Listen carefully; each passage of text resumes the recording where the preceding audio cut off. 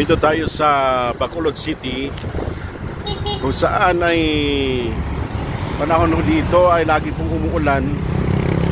Kaya pumunta tayo kanina sa St. Rose of Lima. Kunti lang po ang ating napuntahan ng mga estudyante dahil absent pong iba. Dahil kahapon din po ay wala po silang pasok dahil po sa weather dito sa Visayas o dito sa Bacolod City. Kaya makulimlim ang panahon. So I hope bukas at mamaya ay mayroon pa tayo mapuntahan ng school dahil kadalasan po ay nag-declare ho ang school ho dito ng walang pasok sa lugar na ito dahil kunting lang umuulan dito sa sa Bacolod City ay magdi-declare na ho sila ng walang pasok. Kaya ganun katindi ho pala dito na dito sa syudad na ito ay bumabaha na rin, sabi po ng isang madre ho ng St. Rose of Lima.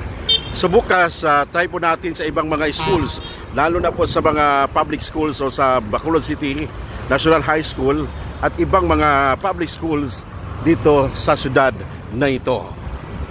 So ito lang po update sa ating vocation campaign ngayong araw. Ito po ay naka-t-shirt po tayo pero tayo po ay naka-alba. So maraming salamat, magandang umaga.